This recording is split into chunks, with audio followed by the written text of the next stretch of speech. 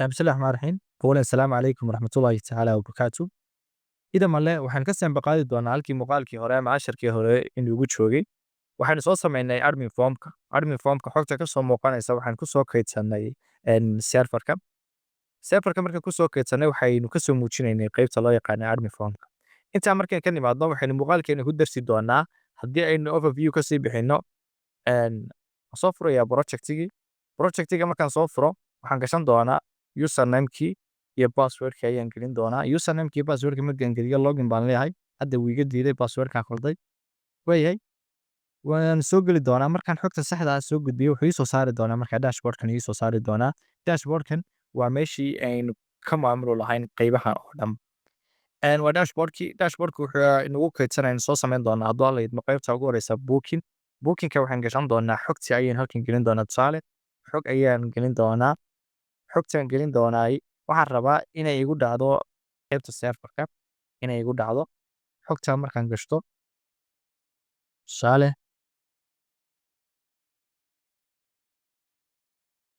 waayahay qaybtana waxaan leeyahay single baan ka dhigi halkana waxaan ka dhigi download one baan ka dhigi waxaan leeyahay xilliguu imanayo waxa weeyaan waa xilligaasu yimi wuxuuna baxayaa summit baan marka waa ii soo saaraa record successfully taasi waxay caddeyn doontaa marka in xogtii ay ku dhacday serverka ay ku dhacday haddaynu serverka ka soo eegno serverka way nagu jirtaa marka muuqaalka noocaas ayaan rabnaa inaynu ama casharka noocaasa waynu rabnaa inaynu ku soo gebagabeyno muuqaalkeena hadduu alla idmo si aan u samaysano waxaan soo furan doonaa marka projectigii hore aynu soo sameynay haddii aynu soo furno aynu xogtii aynu gelino waayahay username-kii password-ka haddii aynu gelino aan idhaahdo login wuxuu ii soo saari doonaa message box-kan ii soo saari doonaa message box-ka ma rabo inuu ii soo saaro waxaan rabaa inuu dashboard-kii ii soo saaro si aan dashboard-kii u soo saarano marka hore waa inaynu dashboard-kii markaa soo samaysano waayahay intaa markaan ka nimaadno waxaanu iman doonaa markaa inaynu form cusub aynu soo sameyno kunana xaradno waxa weeye u sameyno qaabka noocan ah aynu u sameyno dhisanka noocan ah waayahay haddaan login siiyo waayahay dhisanka noocan aynu sameyno sawiradan iyo waxa weeyaan aynu xogta ka soo muujino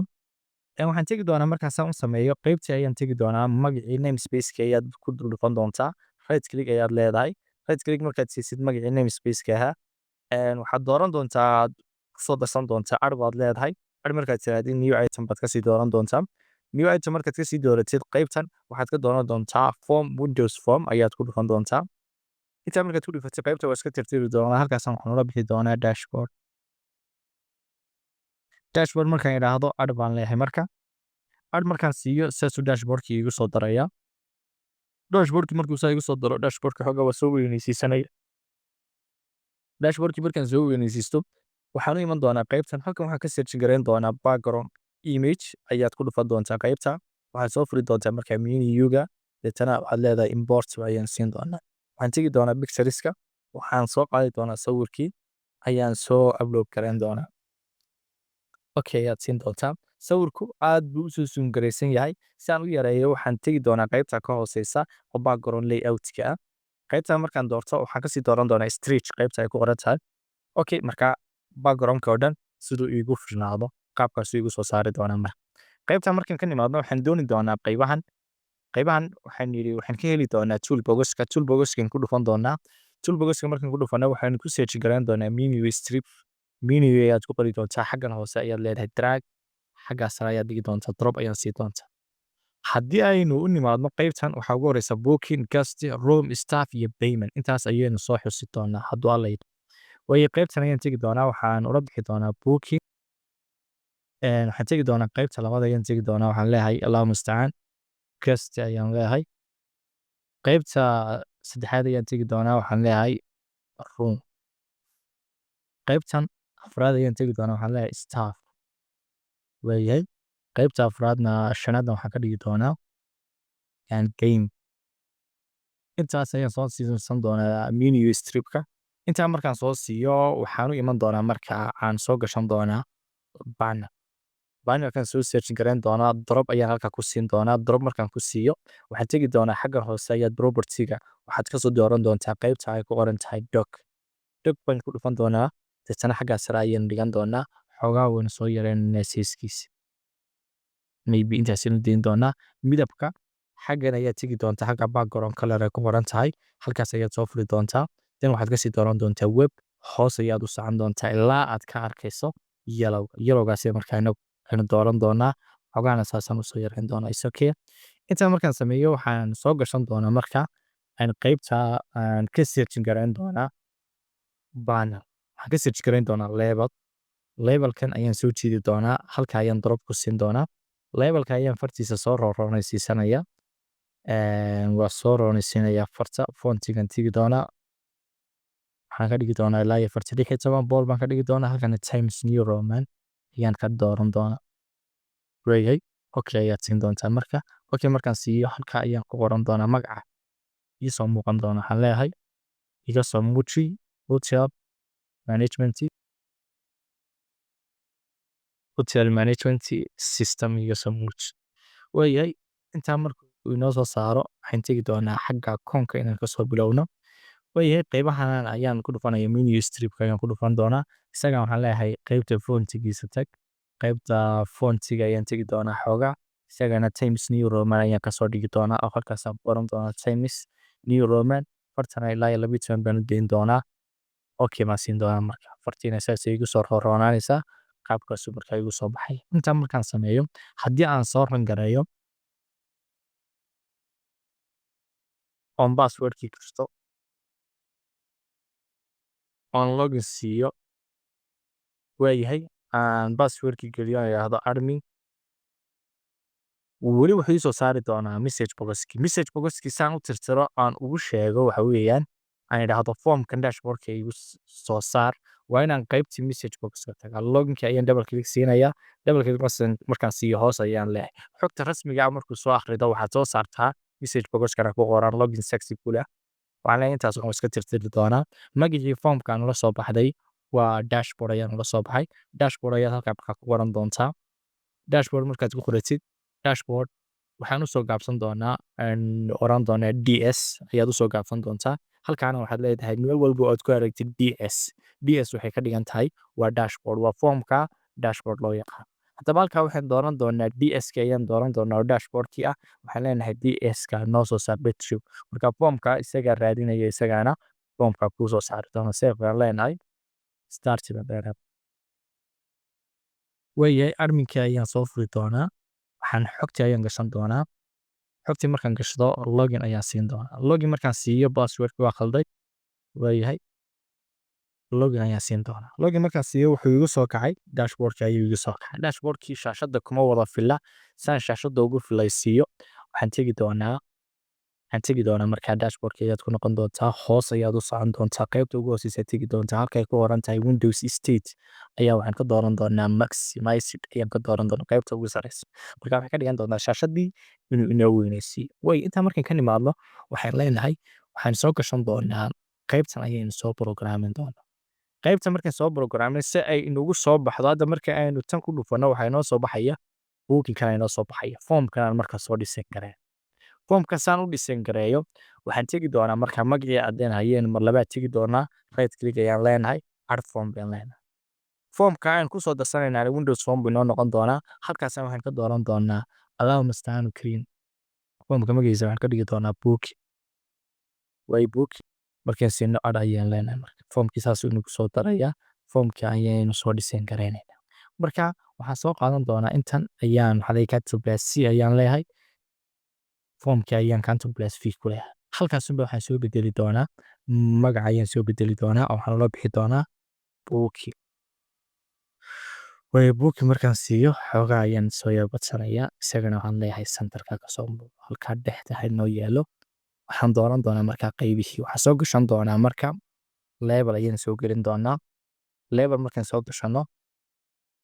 weeyahay waa soo jiidaya halkaasaan label ka dhigaya. Labelka markaan soo gashano waxaan dooran doonaa text box. Text box baan isagana soo gashan doonaa. Isagana halkaasaan dhigi doonaa. Text boxka xoogaa waa multi baan ka soo dhigi doonaa si uu afarta angalba si aan ugu soo weynaysiin karo. Intaas markaa u deysan doonaa. Inta markaan u deysto qaybtan aan ku dhufanaya. Qaybtan markaan ku dhufto waxaan leeyahay xagga fontigan tegaya farta ii soo roonaysi. Farta aynu ka dhigan doonaa ilaa iyo 12 baynu deysan doonaa okay baan siin doonaa marka okay markaan siino waxaan tegi doonaa marka levelka ayay kusoo baabin doonaa waxaa leeyahay magaca ugu horeeya waa Gustin ayaan ku qoran doonaa Gustin markaan ku qorto waayahay okay inta markaan u deysto waxaan leeyahay isaga Control+C siinaya kan kalena waxaan siinayaa Control+V isagana halkaas ayaa dhigan doonta kan kalena waxaan leeyahay Control+V isagana halkaas ayaa dhigan doonta waxaad soo bedeli doontaa magacyada waxaan ka dhigi doonaa kaas waxaan ka dhigi doonaa email ayaan siin doonaa kana waxaan siin doonaa alaab istaanu karim waxaan siin doonaa room tape ayaan siin doonaa kana waxaan siin doonaa guest ayaan siin doonaa ama guest number waayahay guestis ayaan leeyahay intaan markaan siiyo waxaan u iman doonaa qaybaha kale haddaynu eegno iyagu waa ka duwan yahoona text box maaha oo waxa weeye waa date and time waxaynu soo qaadan doonaa markaa kaasaan soo koobi garaysan doonaa Control+V ayaan siin doonaa isagana halkan keensan doonaa isagan haddana koobi garaysan doonaa halkan isagana keensan doonaa isagan tegi doonaa waxaan ku qoran doonaa arrival waayahay kana waxaan leeyahay departure waayahay isagana departure ayaan siin doonaa labadaba markaan siiyo waxaan tegi doonaa qaybtii toolboxka waxaan leeyahay date and time datekii ayaan soo koobi garaysanayaa halkaas ayaan ku baasti garaysanayaa marka waayahay isagana si lamida okay qaybaha saasay nagu dhammaystiran yihiin halkaas waxaan soo samaysanayaa butankii waayahay butankii ayaan soo samayn doonaa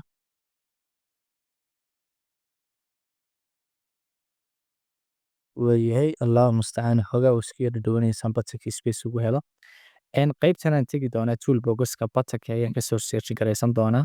waxaan leeyahay isagana darab ayaan siin doonaa butanka xoogaa waa soo roonaysiinayaa midabkan waxaan leeyahay butanka ad igu bartaa login igu qor butanka waxaad ku bartaa login submit ku qor waayahay submit ayaa siin doonaa fartiisana waxaan leenahay front styleka xoogaa soo rooroonaysi whiteboard ka dhig ilaa iyo 46 iga soo muuji midabkiisana waxaad ka dhigtaa yellow ka dhig isagana halkaas yellowgii ka search gareynayna no okay yellowgiisa soo siisanta intaa markaan siino waxaan leenahay qaybahan inaynu markaa aynu xogta kusoo programno kahor intaynaan kusoo program waxaan ugu horeysiin doonaa inaynu qaybtan loo yaqaano date and time inaynu marka hore aynu soo program waayo intaan aynu samaysanay kahor waxaynu ka samaysan doonaa isla databaseka intaan program balse aan qaybtan horta u nimaadno date and time-ka waxaan rabnaa inaynu date and time-kii aynu iyagana waxa weeyaan aan soo programino date and time waxaan kasoo dooran doonaa marka hore formatkiisa waxaan kasoo dooran doonaa custom haga formatka loan ay ku qoran tahay waxaad kasoo dooran doontaa custom qaybtan waxaad tegi doontaa isla sidaas lamida custom ayaad kasoo dooran doontaa waayo format where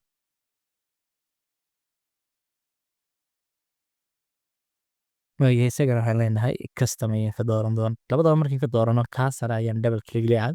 xogta halkaa waxaan ku qoran doonaa datekii date and time ayaan leeyahay date and time waayahay halkaas ii soo saari doonaa by karwan date and time waayahay date and time by karwan halkaa markuu inoo soo saaro waxaan leenahay dot custom oo formatkii ah custom format ayaan siin doonaa custom format oo kaan soo doortay ayaad siin doontaa kaa markaad siisid waxaad leedahay kaasi hayla mid noqdo waxa lagu soo bandhigayaa ha noqdo dateka waa maxaa ugu horeysa daygii baa ugu horeeya waxaa ku xiga monthgii baa ku xiga waxaa ku xiga yeerkii daygu 2 digit keliya ku koobnaan kara yeerkuna 4 digit ayuu ka kooban yahay waxaan leenahay intaa digityadeedu weeyaan intaa markaan ka nimaadno waxaanu iman doonaa isla qaybtii bookinka qaybtan aad ku dhufan doontaa marka qaybtan markaad ku dhufatid halkaas waxaad ka dooran doontaa eventiga markaynu idhaahno xaggan hoose waxaan ka dooran doonaa qaybta ay ku qoran tahay weeyay waxaad ka dooran doontaa hoos baad u saacan keydown halka ay ku qoran tahay iyo double click baad siinaysaa halkaa waxaad ku qoran doontaa if ayaad condition ayaad ka fulan doontaa conditionka markaad ku furatid waayahay conditionka waxaan u furi doonaa bracket if baan leeyahay bracketka waxaan gashan doonaa kiyadaas key codekaas ayaan gashan doonaa oo ha aqbalo inaynu xog soo gashan karno xogta aan soo gashan doonaana ha noqoto mid kasoo muuqata ama laga soo gelin karo qaabka customkuna waa custom formatkuna waa siday u kala horeeyaan say u kala horeeyaan dayga monthga iyo yeerka waxaan leenahay xogta la soo geliyo uun haynoo kala horeysiiyo kaas haynoola mid noqdo okay haynoola mid noqdo way xogta la soo geliyey marka hadda wuxuu inoo saamixi doonaa inaynu inagu aynu xogtii aynu soo gashan karno xog walba aynu markaa u asayn garayno waayahay calaamadaas iga maqan calaamadaasaan soo xidhanaya waayahay intaas markay ka nimaadno waxaynu samayn doonaa kii labaad ayaynu isagana qaabkaa kasoo dhigi doonaa oo intii ayaynu isagana kusoo xusi doonaa marka hore double click ayaan leeyahay waxaan soo koobi garaysan doonaa intii hore intaan soo koobi garaysan doonaa intaa markaan soo koobi garaysto waxaan leenahay second control plus v ku siin doonaa isagana si lamid ah waxaan tegi doonaa qaybtii keydownka waayahay hoos baad u socon doontaa keydowniskaas ayaa double click siin doontaa double click markaad siiyo intii ayaan soo koobi garaysanayaa kii hore aan u sameeyo conditionada ahaa waayahay taas control plus c ayaad leedahay igaasa markaa ku bast garaysan doona see baan leeyahay qaybta markaan ka nimaadno waxaanu iman doonaa markaa inaynu SQL-kii soo kicsano SQL-kii baynu markaa soo kicin doonaa marka SQL-ku waxaan ku khasbanayaa intaan halkan aynu ku soo samaysanay 1 iyo 2 iyo 3 iyo 4 iyo 5 iyo 6 lixdaa qayboodba inaynu waxa weeye soo diiwaan gasho waayahay qaybtana waxay noo soo kacday SQL-ka waxay noo soo kacay connect baan leeyahay connectii markaan siiyo database-kii baan tegi doonaa database-kuna waa hotel management system isagaad soo furi doontaa tableskaad eegaysa inta table ku diiwaan gashan halka table oo xogtii nagu jirto unbaa noo diiwaan gashan waxaan leeyahay new table inoo samee tableka cusubna waxaad inoogu bixisaa oo horta columnskii baan sheegaynaa intaynan tableka magaciisa sheegay id ayaan ugu horeysiin doonaa booking baan leenahay booking id-gaasina waxaan ka dhigi doonaa inta kalena waxaa inugu horeysay waa customname waayahay customnameka ayaan halka ku qoran doonaa isagana waxaan ka dhigi doonaa waxaad ka dhigtaa farcha waayahay waxaan ku xijin doonaa emailkana waxaan leenahay farcha isagana ka dhig waayo farcha markuu nagu dhigo sidoo kale waxaan ku xijin doonaa allahuma mustacaan kariim runtii waayahay waxaan ku xijin isagana waxaan ka dhigi doonaa farcha ayaan ka dhigi doonaa farcha markaan siino isagana waxaan ku xijin doonaa justice waayahay isagana waxaan ka dhigi doonaa farcha waayahay waxaan ku xijin doonaa arrival isagana farcha ayaan siin doonaa qaybtii ugu dambeysay departure ayaa ugu dambeeya waayahay isagana waxaan leenahay farcha la dhig okay qaybta primary key ayaynu kusoo sadkaraysan doonaa waxaan leenahay identificationkiisana waxaan leenahay ama specificationkiisana waxaan leenahay yes ha noqdo okay yes ayaad dooranaysaa intaa markaan ka nimaadno waxaan tegi doonaa file waxaan leenahay save as tablekaas ayaan dooran doonaa waxaan ugu bixi doonaa booking tab ayaad siin doontaa marka okay baad siin xogtana waxa weeye save aad leedahay connectionkiina wuu inoo xiriirsan yahay haddaan ku xiriirsanayna intaasaad soo koobi garaysanaysaa connect ayaad leedahay halkanaad tegi doontaa save koorkii ayaad ku dhufan doontaa way qaybta markaan ku dhufano ka hore winonib oo iskaba saaraynaaba si ay saidkuna ugu xiriirsataan waayahay qaybta ayaad ku dhufan waxaan leeyahay right click way delete baan siin doonaa marka qaybtaas ayaad ka soo xiriirsan doontaa halkaas ayaan control plus v leeyahay halkana waxa weye optional ayaan ka dooran doonaa deetana waxaad leedahay hotel management systemkii baad dooranaysaa okay baad leedahay isaga ilaad bookingkii aad ku soo samaysa qaybihii waa intaa marka ka nimaadno oo reer hadda wuu isku connect garaysan yahay waxaanu double click soo siin doonaa butankii ayaan double click soo siin doonaa butankii markaan double click soo siiyo waxaan ogan doonaa oon dooran doonaa waxa weeye qaybtii ugu horeysay connectionkii samayn jir waxaa leenahay marka hore waa inaynu connectionkii soo samayno waa inaynu isku soo xidhnaa maxay qaybtii SQL-ka iyo waxa weeyaan IDE weeyahay connection baan leenahay SQL connection ayaan qoran doonaa SQL connection haddaanay kuu soo bixinna qaybtan sare waa inaad kasoo doorataa ay kugu jirtaa waa inay kugu jirtaa SQL serverki ama qaybta Windows Forms waa inay kugu jirtaa weeyahay ama qaybtan loo yaqaano USIM way ku darsan doonaa system markaynu adhood waxaan leenahay data markaan siinana waxaan ku darsan doonaa SQL client way qaybtaasaad ku darsan doontaa qaybta markaad ku darsatid waxaan u iman doonaa markaa qaybtan u iman doonaa halkaas waxaad ka bilaaban doontaa SQL connection markaan siino way inagu soo qaban waaye SQL baan leenahay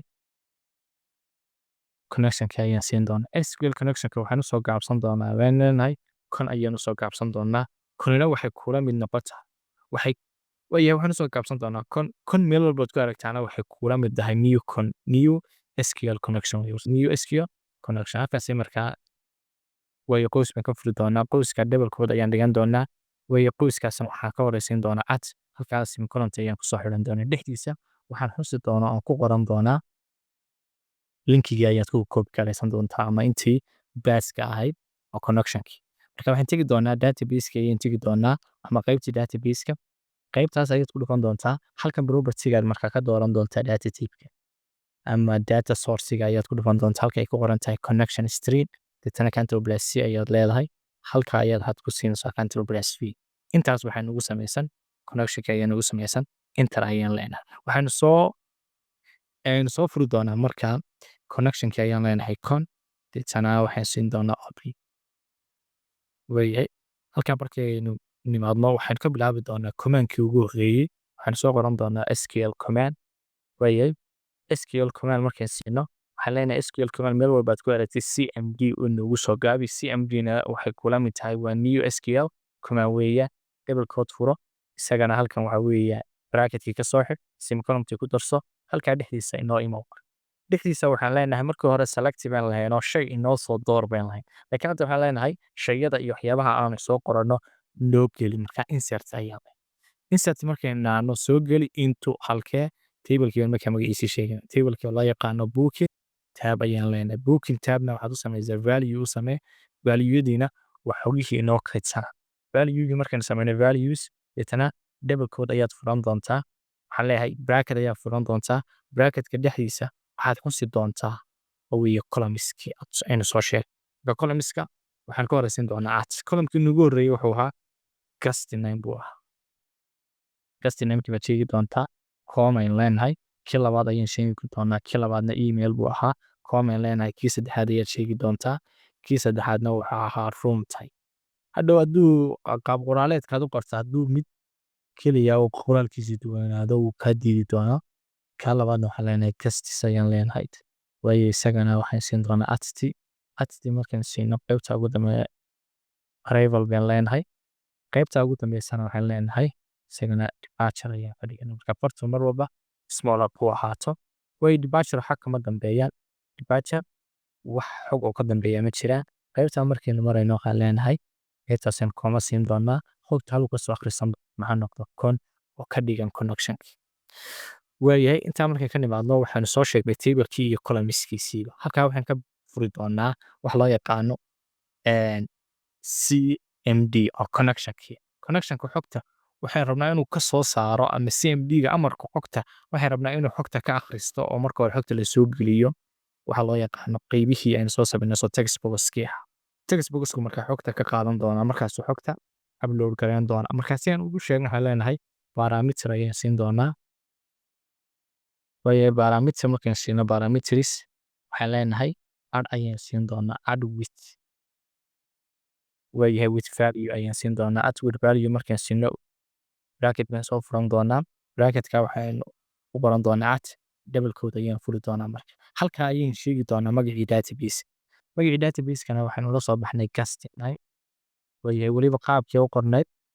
ayaad qaab qoraaleedkeeda ka dhigaysa guest name markaan siino waxaan leenahay xogta meesha laga soo saari doonaana ha noqoto xogta laga soo gelin doonaa text box idinkuna text box 1 baad ka dhigi doontaa maadaama aynaan identification aynaan u soo samaysan text boxki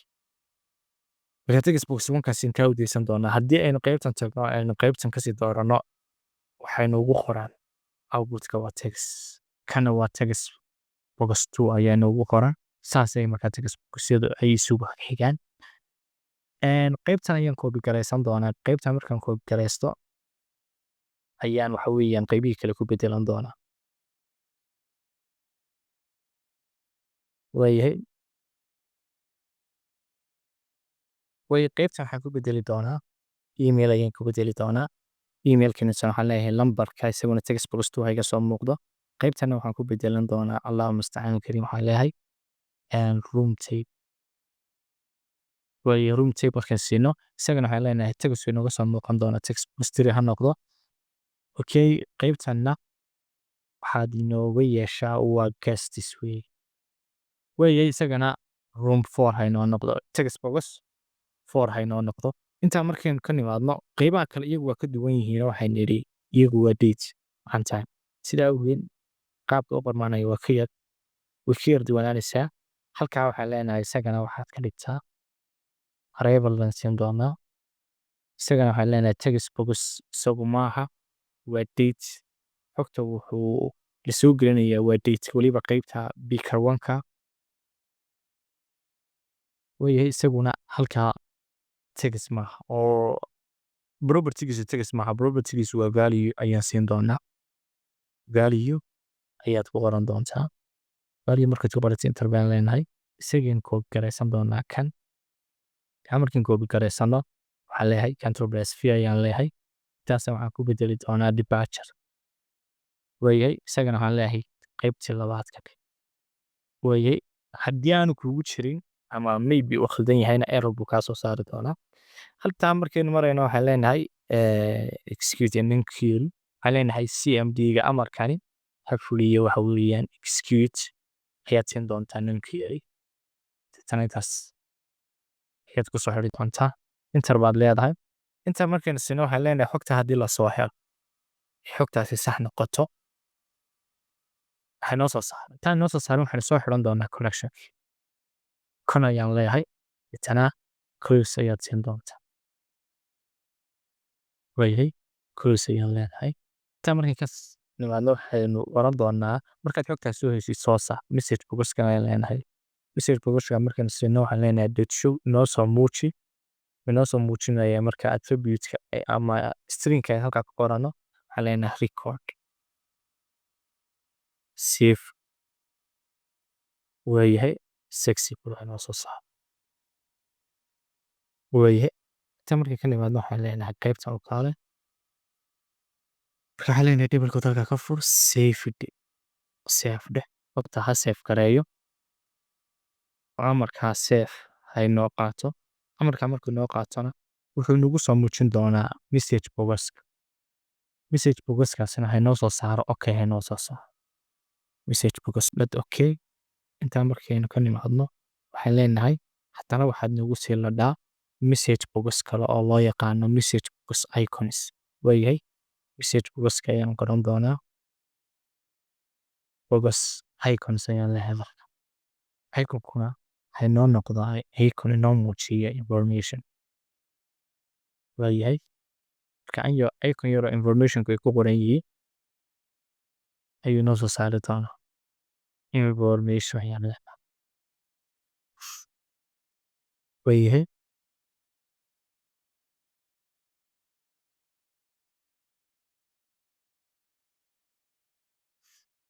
waayahay xogtaasina saasay nagu dhammaystiran tahay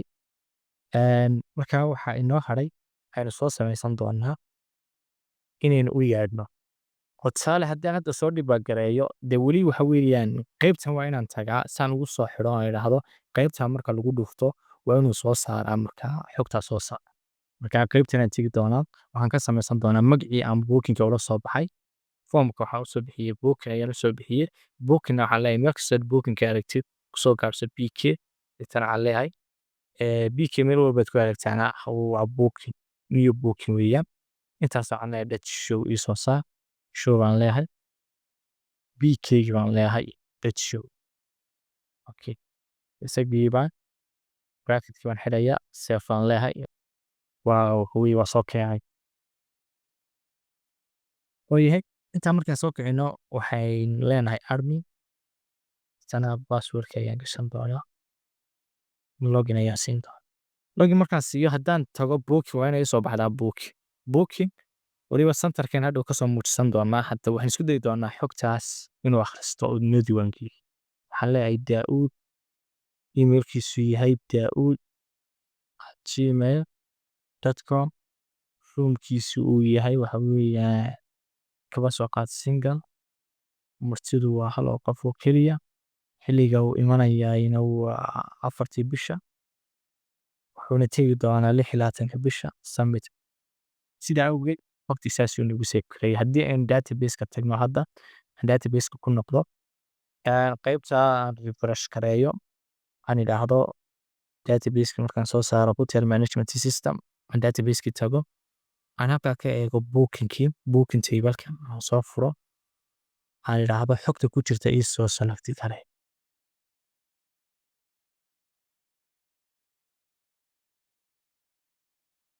waayo wuxuu noo soo saaray daauud waa noo diiwaan gashan yahay oo daauud waa kaa xogtii halkan kusoo buuxbuuxina halkan noo soo gashay marka already qaabkaasi inuu isugu kan xidhan yahay markaan rabnaa inaynu xogta walba tusaale hadda form markaynu soo dhibaagaraynay centerka kama soo bax haddii rabno sidoo kale booking inay center inooga soo baxdo hadhow waxaan tegi doonaa marka qaybtan aad tegi doontaa intaad formka dooratid hoos baad u socon doontaa waxaad leedahay starting positionkaad ka bilaabaysaa ha noqdo center screenka ha noqdo midabkeedana waxaan kasoo dhigi haddaan baan kasoo dhigi waayahay midabkana weightska haddaankan kasoo dhigi hadda haddaan soo dhibaagareeyo formkuna isaguna haddii rabno halkaa inuu kasoo muuqdo isla sidii ayaynu kusoo amri doonaa deetana markaan qaybtan tago bookingka markaan tago bookingka waxay kasoo muuqan doonaa centerkay kasoo muuqan sidaa awgeed xogtiisaasuu nagu diiwaangelinayaa insha allah biidnillah idinkuna saa usoo sameeya asalaamu calaykum